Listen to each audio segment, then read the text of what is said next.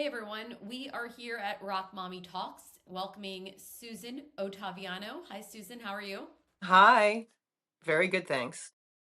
Good, good. So I'm so excited to talk about Book of Love, but I wanted to back up a second because I remember we talked 10 years ago when I Yes. started Rock Mommy, and you had a 12-year-old son. And the one thing I remembered all of these years was that you told me that your son's like into his own thing. I think at Yeah. the time I thought that because I played guitar and had a baby shower with guitar onesies, my kid would play guitar, and that's didn't happen. Yeah. What He's ended like up happening? Because did that not have point, that. I It has think you no thought, interest in guitar. What? at that point, I think you still thought that, it was going to happen. I was like, oh yeah, it's gonna be great. He's gonna be into rock and roll. Like Yeah. 100% no, that did not Yeah. happen. Oh, I will not forget that because then you kind of approached me recently and you're like, my son's 22 now and finished college. And I was like, oh my gosh, like it's wild how it just like happened. So what's been happening the last 10 years, not just as a mother, Totally. but I know you have a couple of careers. You're a Yeah. musician and I think what other stuff do you do? Well, I have a book coming out, but when we talked the other day, my son actually graduated from college this past weekend, so that was really exciting. And it's 26 is a big year for me for all different kinds of milestones. So that Yeah. was amazing. And I remember when I talked to you 10 years ago, that's the first time I ever talked about like being a mom and being on tour Yep. and things like that. It was really pretty interesting because we kind of put my tour was based around my separation agreement because we would do every 2 weeks when I wouldn't have my son. So it's an interesting, I think, Oh, you know, with your former partner? yes. Yeah. Okay. So it's kind of an interesting side note to how surviving in the music biz.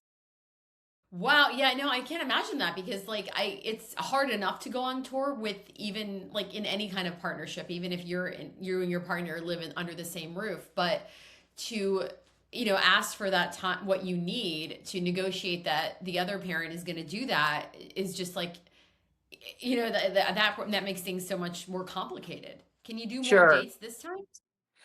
Yes, we have. We just started announcing the tour, but we're going to be doing 10 dates in the US with all four original band members. And we haven't done that maybe for 20 years. So it's a bit of an undertaking, but we're really excited.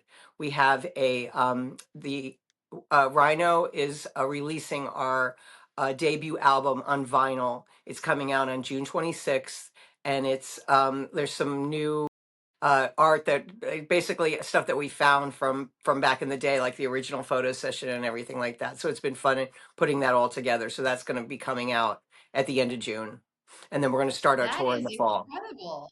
Yeah, That is so cool. So it's crazy. Like I think I talk to these bands like a lot of 30-year anniversaries, but 40 years, like how did you get everyone in the same headspace? I know you're all yeah. I don't know if musicians. everybody is in the same headspace, but the girls haven't done the tour for a while and touring with us. Ted and I did the last tour ourselves, and then they came in on a Oh, few dates. So it's kind of an interesting. I mean, these are people you met. We met each other. I went to college with Jade. Ted went to college with Lauren, so we met 40 years ago. So it's kind of an amazing, kind of lifetime achievement in a way. So it's very interesting. And while I was editing the photos for the new for our tour, right next to me on the computer, I'm editing the photos from 1986 photo session, and I'm like, wow. I mean, this is kind of crazy. There was no retouching then. it's wild. And like I'm wondering like when I do want to ask like how your voice has changed because when you are the lead vocalist, like it is I don't know. I can speak having experienced perimenopause, my voice has gotten deeper as a vocalist. Did you have a high How is voice? that? Do you have to change the C? I had a higher voice, much higher voice. Did you have to change the keys of a lot of Thing is, I things or? have a lower voice to begin with, so I think it's a little easier for people with lower voices. Okay. But I've been For told a now. lot of things like Rolling Stones and stuff like that. The keys are definitely brought down. We did kind of revisit an old song that we never released, and I found like I thought that that I wanted to bring the key down, but but I think that my lower range is still strong, and that made it easier for me. I think a lot of the guys who do what do you call that? You know, when you flip your voice out, it's really hard. Yeah, I'm seeing Guns N' Roses this summer and Yeah, that's a Axl perfect Rose. I example. saw What them do you call 2 that years when you? ago.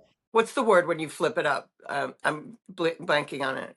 You know, Oh, I don't know. falsetto, Guitar is my first falsetto, instrument. Voice is my second. Falsetto. Yeah. falsetto. He like Patience, the low range is right in the pocket, but Yeah, like that those high notes, I'm like and then seeing the Beach Boys, they hire these young kids to sing the like Mike Love and his band or Al Jardine to sing the high parts because it's really hard and I feel like I know arthritis affects strings players but and drummers yeah. but like yeah, it is. And it's really remarkable. When you think back though, 40 years ago, what do you miss the most about just the music industry and being a working musician? Well, it's the world, you know, the world has changed and you know, we went on some big tours that there was a lot going on and we were able to um you know, have a stage show that we you know, we would travel with our own monitor system, all these kind of things that we can't do now. We sort of have to compromise. And it's the same thing for other work I do. You sort of have to compromise and decide what are the most important things. But that becomes the challenge. You know, I think that there's a lot of different things. I mean, I think that the whole DIY, I mean, in my day, you had to get signed by a record label so that you could like kind of break through that wall and record a pro album. Now you can record a pro album in your, you know, in your basement.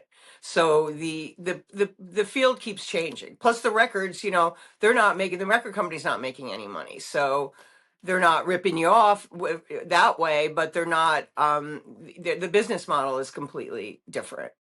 I mean, thank God you guys could make money off your records because I don't know how any band makes money today with streaming media, Well, I right? think you have to be lean and mean, and I guess it depends on how you do it. I mean, I feel like in general in life, I also work in the photography business, which has been decimated. That you have to, if you don't lean in to the world, you're going to be very unhappy. So, how can you lean in? How can this be a challenge and you can still be creative and do something exciting? I mean, none of the people, if you're not Taylor Swift and a few others, you're not making that much money either. So, do you love doing this? Do you want to do it? You know, how do you make that happen? Do you have any feelings about AI in music or in life and photography? Like, because as a Yeah, writer, I I'm mean, just I'm a like, this little is old really on rough. it. I mean, this book that I have coming out, I did all the illustrations and it's all done by hand. So I feel like, in a way, it's just the same way vinyl is coming back. I mean, I think you've got to, you know, you've got to learn the technology, but you also have to be true to yourself at the same time. So yeah, I don't know what's going to happen with AI, and I don't think I'm going to really be around for that. And I think there'll always be artists and there'll be other ways to create. I mean, we had to do a vocal, you know, we had to do, we didn't fly in like, you know, the vocals for you know, the choruses or like the background vocals or something like that. We had to record each one. So things took longer. Now things take less time and there's more time for you to do something else. And there's more content and there's more like, you know, all that fast stuff creates new problems and new, you know, I mean, just the what we're doing to promote the tour is completely different than what we were able to do 40 years ago, you know? Yeah, it's crazy because like between the times that we talked in 2016 and now, COVID happened, and then remote Yeah, recording kind of took totally. off from that. Yeah.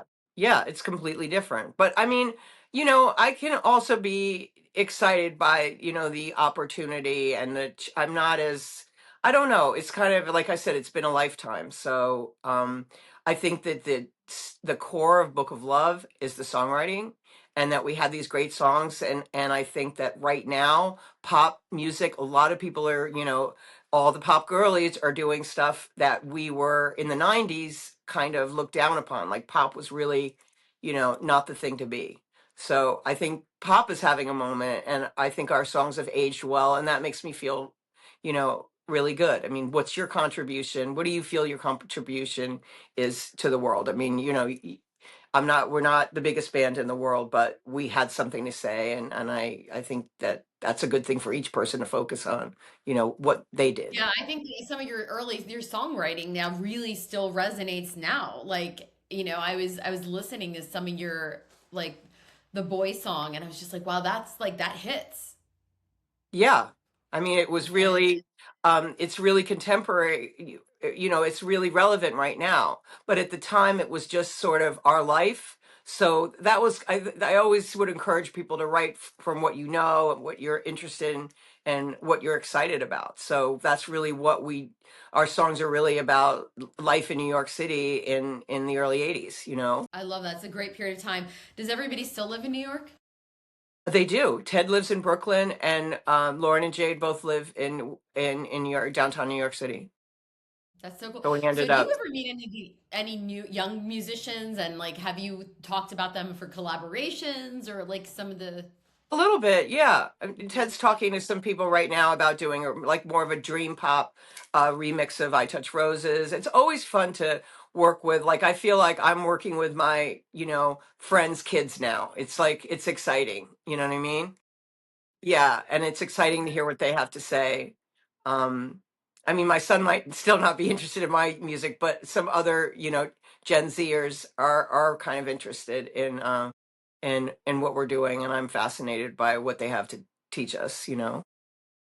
Yeah, absolutely. How did you guys pick I know everybody has touring managers these days, but how did you pick some of the places that you were gonna go? Like obviously the Metro in Chicago is awesome, but like is Well, there signposts in the we know where we what? were strong. We know where we were strong. So we're starting with 10 shows. And if we want to do more after, we can, but the 10, it's kind of finite right now. So we definitely wanted to hit our main markets. And when we were out in 2000, we toured from like 2014 to really from 2016 steadily to 2020.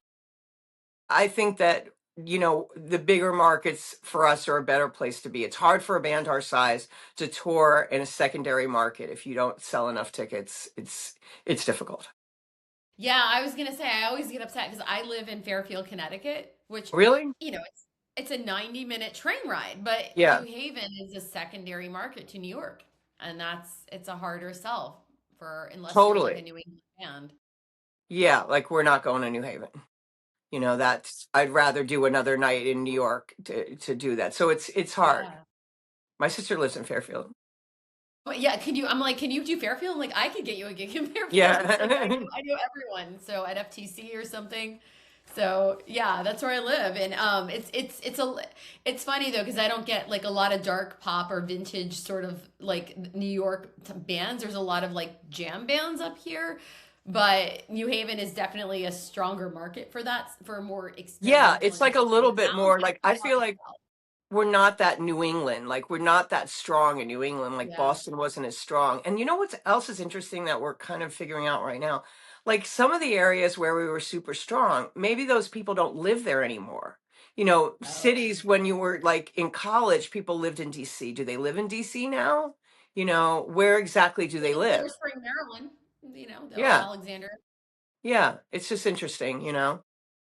Yeah, I know that. I was thinking about that because when last time we talked, you spoke about how, people like the like Gen Xers were coming out to the shows. And I gotta admit, as a Gen X mom of teens with old parents, like it takes a lot for me to get to New York, to go to New York. It is a whole endeavor because I live in a house with a yard in Fairfield with my two kids and my dog. And I'll come to the city, but not quite as often as I would. Yeah, it's a lot. Yeah. So like do you like maybe if like so yeah, the city people go out a lot more. But does that affect like who your opener is? Like do you try to Well, pair we're with gonna them just for do DJs to open the set. I think that's the best thing cool. for our music and the audience. They're kind of getting excited.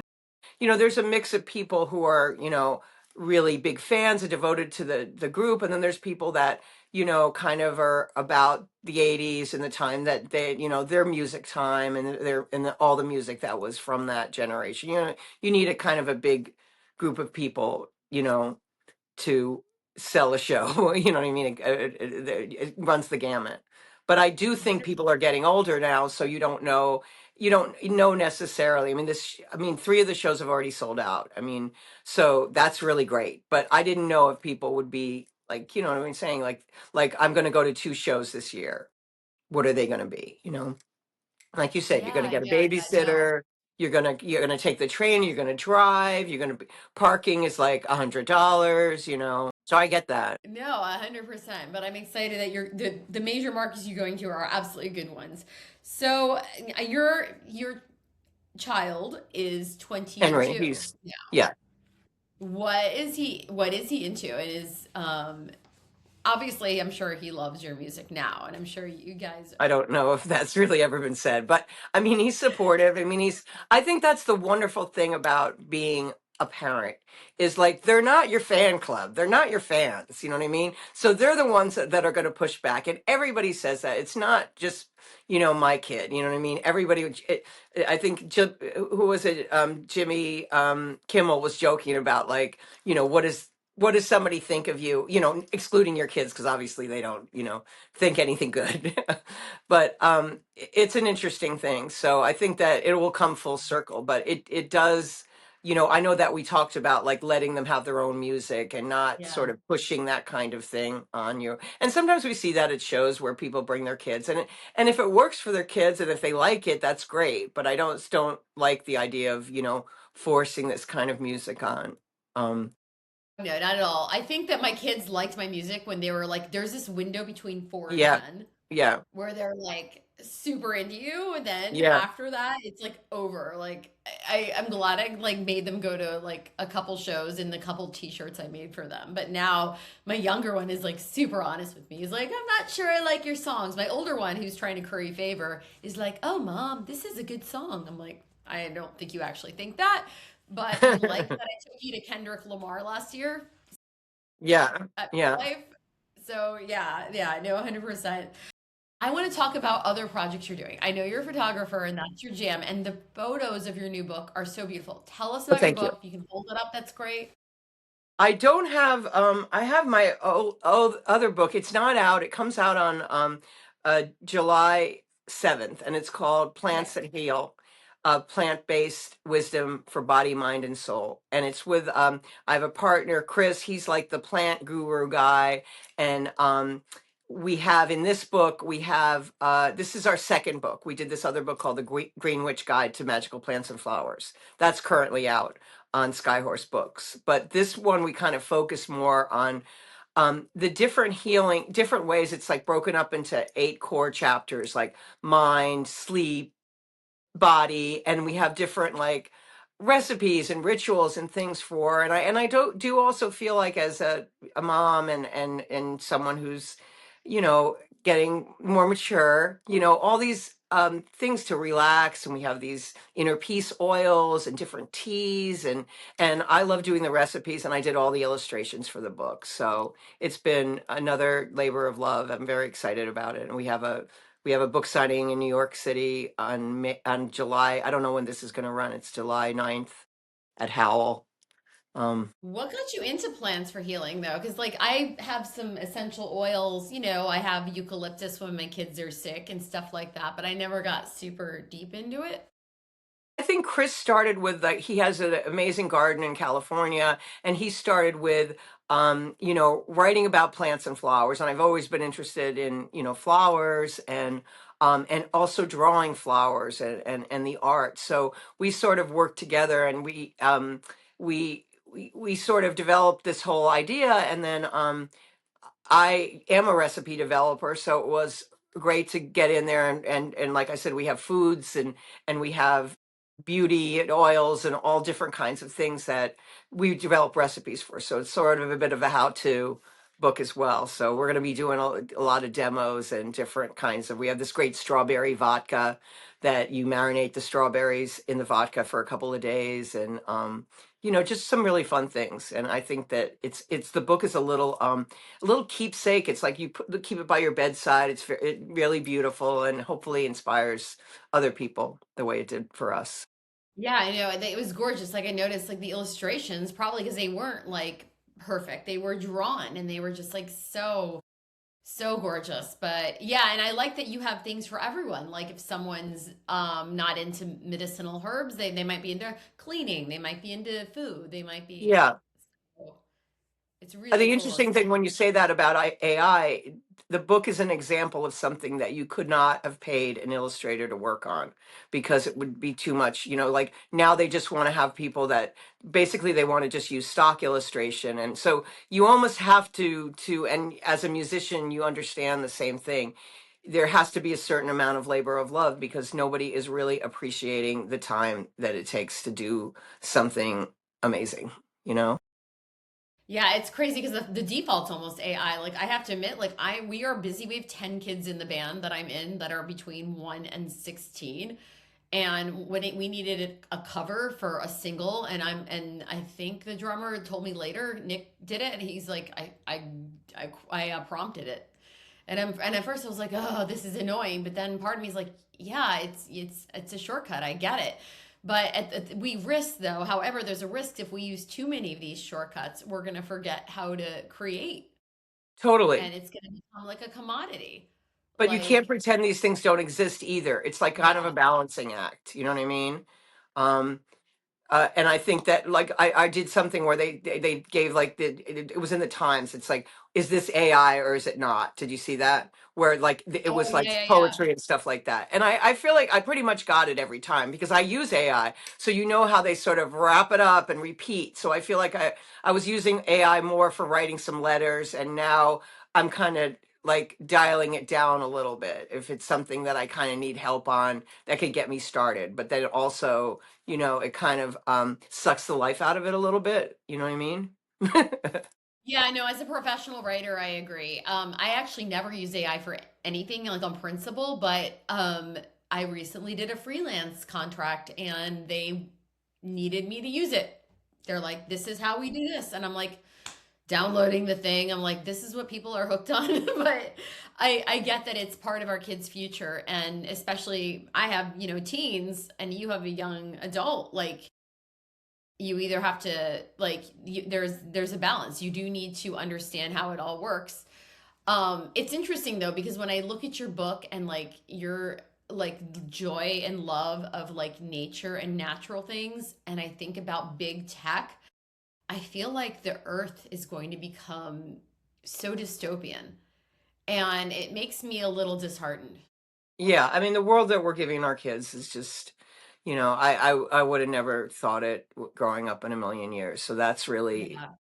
it's not great. It's just all those things and the joy that it takes. I mean, I feel like, my favorite part, and I think also for you would hope for, I think it's something to tell other musicians or artists, you have to love doing whatever your craft is. That's the most, if you don't love that, you can't do all the other things like, press and even going on tour isn't, I want to be back on my couch doing another, like, doing more illustrations for another book. I wanted, I'm doing all this for the fact so that I can do that again, so I can create my art. And the same thing with Book of Love. If we can it's really tight, you know what I mean, like and what's going on with the people that, because they're not making all that money. I mean, Warner Brothers, they made so much money in the 90s, so it was different, and they made it on the backs of everybody as well. But uh, I think at the core, you have to kind of love what you do and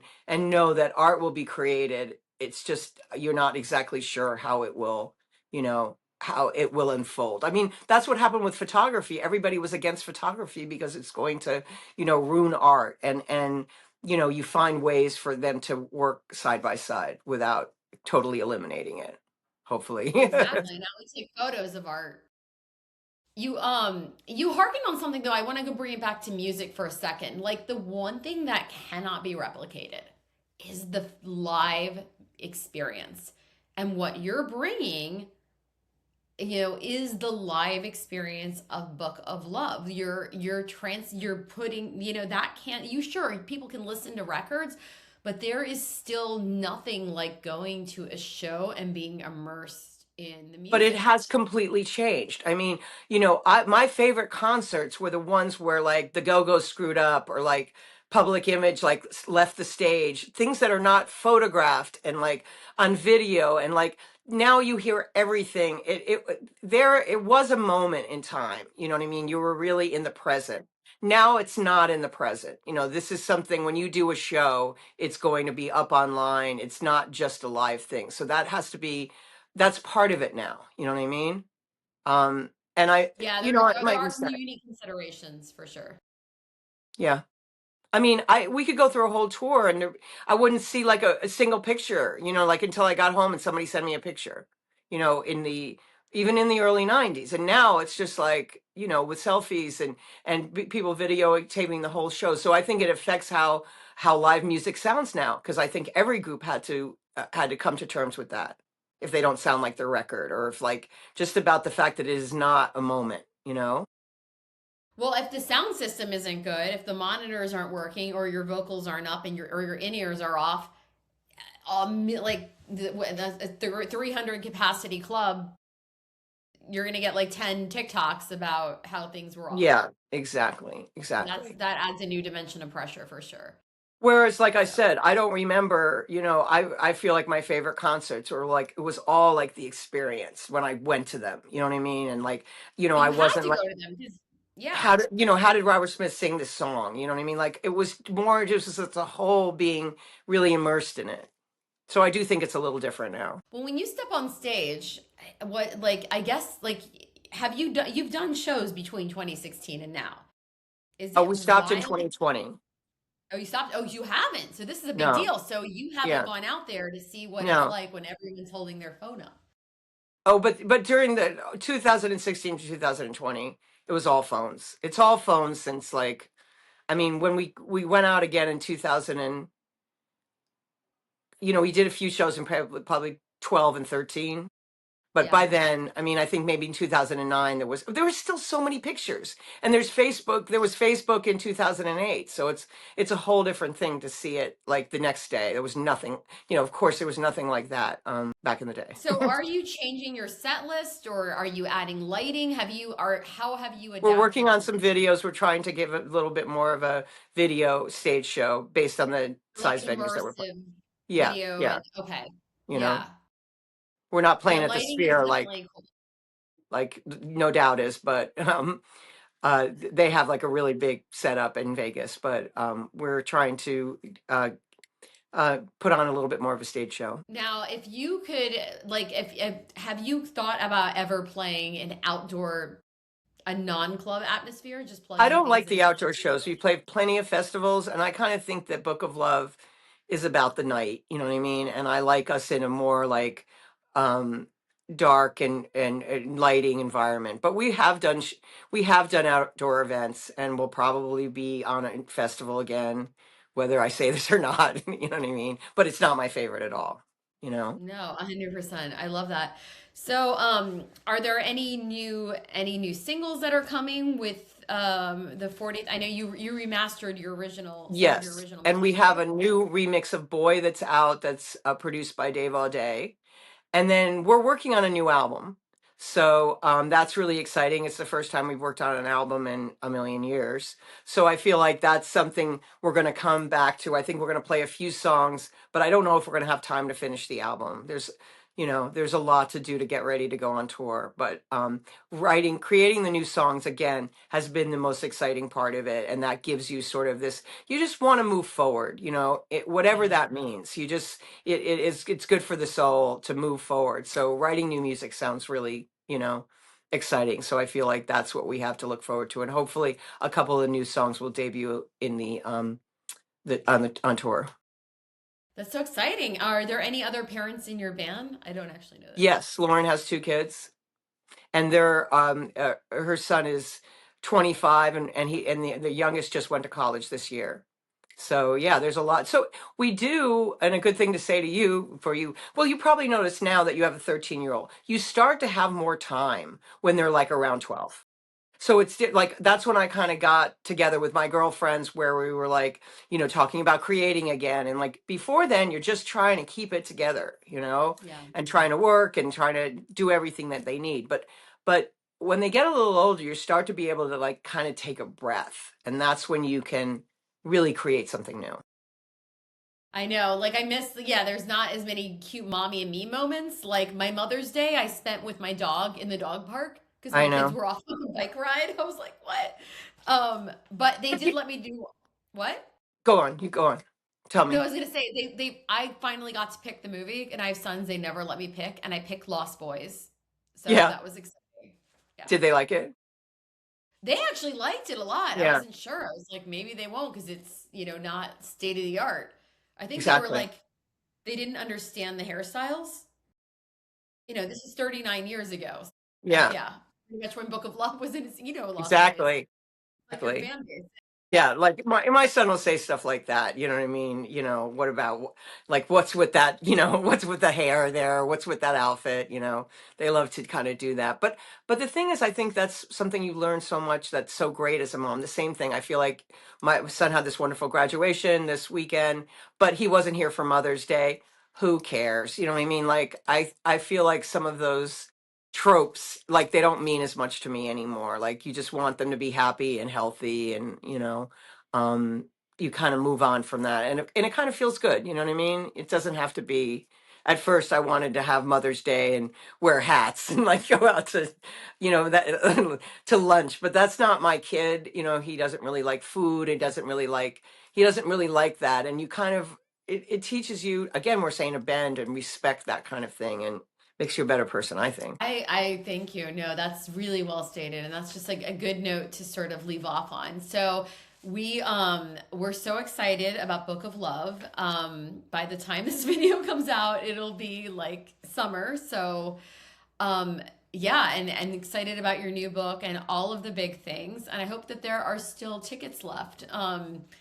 And that people get their tickets soon. Yeah, get tickets while they last. The shows are selling out, but it's exciting. 100%. Thank you so much, Susan. Really appreciate you Thank you giving me so your much. time. So excited. Great speaking I with can you make, again. yeah, if I can make an NYC show, I will. Definitely be in I know touch you're with me not around coming then. here to New Haven. Yeah, we're not. So definitely give me a call, and we'll get a good space for you. Awesome. All right. Well, thank you so much. Bye. Don't